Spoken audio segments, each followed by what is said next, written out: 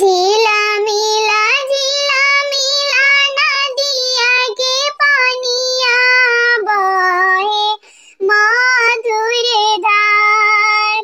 झिलमिला झिलमिला नदिया के पानिया बहे मधुर धार।